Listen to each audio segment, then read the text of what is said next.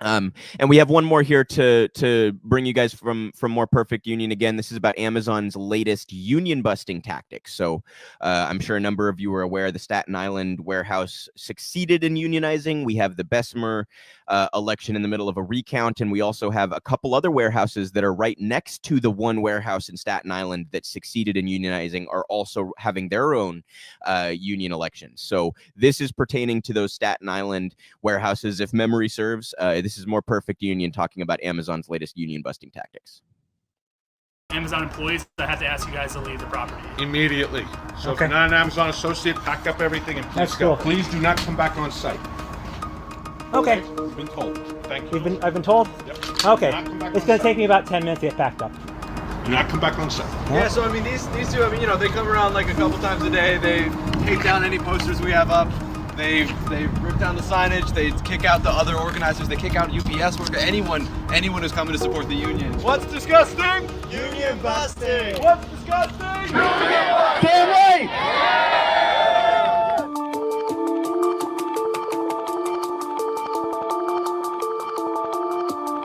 Guys gonna win, you think? Yes. I hope so.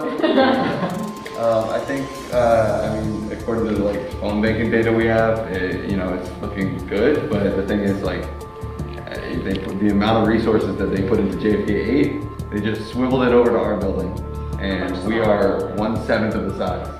So we're getting hit with just as many union busters, but like, you know, it's like a 1 to 15 person ratio. They just bred this climate of fear where it's like, people are genuinely afraid to talk to us in the building because they don't want to get fired. Are they still doing a lot of big captive audience meetings? Yeah, so usually they're like 20 people, but the past week what they've been doing is they've stopped production for the last hour of each shift to bring every single person, 500 people on the shift, into this meeting where the general manager and like the vice president of HR for all of Amazon comes and begs people basically to vote no. Like never in the history of Amazon have they ever stopped production to pull people for an all hands on deck meeting. I was working on lane 2 and they pulled like a number of, they're called splitters. They're the people who take the boxes off the conveyor belt and split them into different sections. They pulled probably like 5 of them off of the lane to go take them to a union busting meeting, and it caused a huge pile of boxes. There was another person who was trying to get boxes off the conveyor belt, and it had piled up all the way around his head so that he was trapped next to the conveyor belt, and I had to literally unbury him out of these boxes. And that's because they're pulling people into union busting meetings. So, I mean, they're literally creating safety hazards in order to try to get us to vote no. The union busting has gotten worse ever since JFK 1. I think the tactics show a level of desperation, and I think workers see that too, and I think it's backfiring. It happened in JFK 8 also. They started to get desperate, they started to get aggressive. They arrested Chris and Brett and Jason. I've had the same 2 managers tailing me no matter what lane I'm in, no matter what section of the warehouse I'm in for the past 2 days.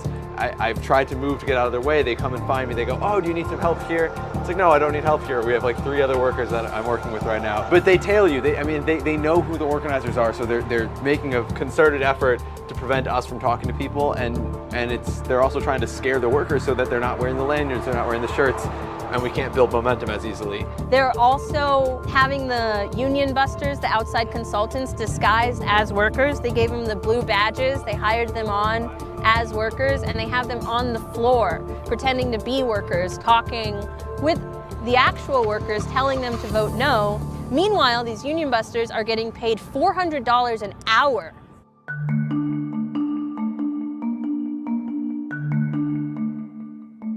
I would get hired tomorrow. What's the salary? $18.25. Yeah. And just for perspective too, like we want a cost of living raise as well, because I mean, I come from Arizona, I'm only making $2 more, and it's 3 times the cost of living. Right. We get 25-cent raise every 6 months, and then after 3 years, we don't get a raise. We'd have to go to a higher position when there ain't enough room to get a higher position.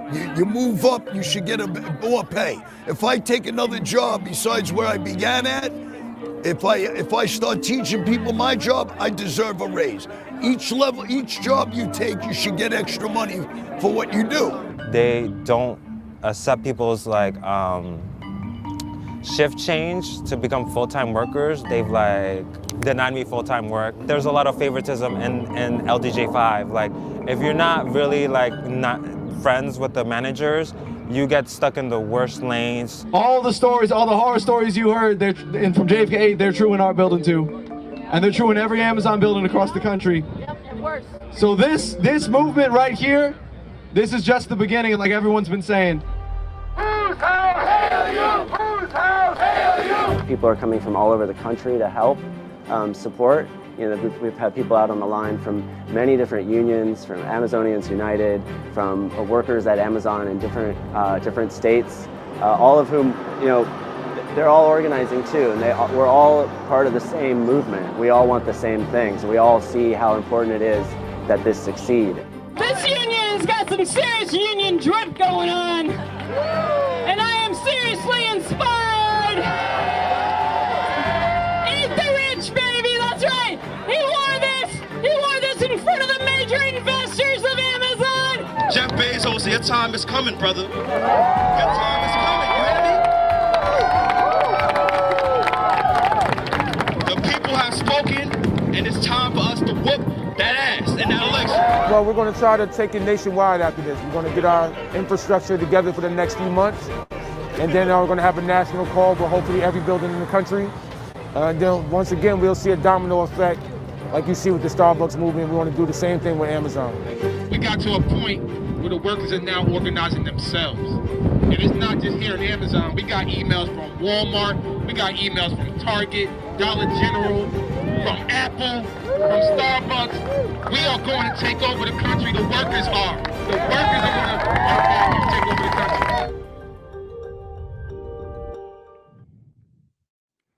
Wonderful stuff. You know, hardly surprising to see that Amazon is engaging in that kind of union busting, following around organizers during their shift, ripping down any sort of posters, all that kind of stuff. Meanwhile, they can put up their anti-union propaganda all throughout the bathrooms. They can have illegal cameras on illegal ballot boxes, right? They can control stoplights next to picketing workers, right? But we can't put a poster up, or God forbid we talk about the union on the floor. The other thing that I think is worth pointing out is Amazon will simultaneously try to use safety as an excuse, you know, do what they want, whether that's closing or sending workers home or whatever. Companies will use things like safety protocol as an excuse to manipulate things in their favor. And yet, what do they do by pulling people off of the line to go engage in these captive audience anti-union meetings, right? What do? They create a safety hazard, as they described at the beginning of that clip. So they want it both ways. You know, I've seen a number of Starbucks baristas say things like, you know, they decided to close the store the day that we were going to demonstrate outside, citing COVID issues, when for 2 years they haven't given a fuck about COVID issues and have insisted that we stay open. Like, all, you know, they'll conveniently utilize these kinds of policies and narratives in their favor, and Amazon appears to be doing that as well. But I'm inspired by Chris Smalls and his colleagues. And, you know, it's I think, going to be a successful movement. They're not necessarily going to win every single election, you guys. I mean, these are tough. Amazon is tough. You know, a lot of the locations also might be tough, but winning any significant portion, even winning one, is already a huge victory. So this is a turning point for this movement, and this is potentially the catalyst for the kinds of progressive changes that I think most of my audience joins me in desiring. So stand in full solidarity with workers everywhere, you guys. Amazon workers, Starbucks workers, minor league baseball players, whoever else in your community might be organizing or trying to stand up for themselves and wield some power. Please do stand with them in solidarity. Please do support them however you can, whether that's by contributing to mutual aid, whether that's demonstrating with them, not crossing the picket line, whether that's going into a Starbucks and expressing your support, saying the community has your back, whatever it might be. Make sure that you are supporting this labor movement across the country. And we'll close the labor update out with one more little cool story to show you guys here, a success, something to celebrate. Stephen Greenhouse tweets, breaking: undergraduate students at Grinnell College just won the first wall-to-wall undergraduate union in the United States in a landslide 327-6 vote. The union will cover every hourly student workplace in dining halls and everywhere on campus. This is a big deal. Undergraduate workers at Grinnell in Iowa vote 327-6 to become the first fully unionized undergraduate school in the U.S. This is the culmination of 5 years of organizing, the first step in winning the things that student workers need. So just another example, you guys, of something that's maybe a little bit outside of the box of what you would consider your typical unionizing effort, like an Amazon or a Walmart, right? The students here very much worthy of dignity as they engage in employment with the university. So just the sweeping nature of this push is inspiring and heartwarming, and I hope that you all can find some hope in it as I do. Please do support the labor movement however you possibly can. Once again, we'll plug at More Perfect US if you want to follow More Perfect Union. They are also on YouTube. They post their videos on the channel More Perfect Union on YouTube as well. Encourage you to follow and support their work.